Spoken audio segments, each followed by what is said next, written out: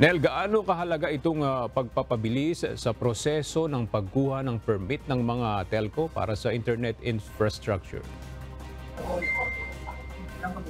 Yes, Aga, malaking tulong ito upang mapabilis ang pagtatayo ng mga infrastruktura ng mga internet service provider at telecommunications company na siyang magbibigay daan naman upang mas mapaganda ang serbisyo nito sa kanilang mga kliyente.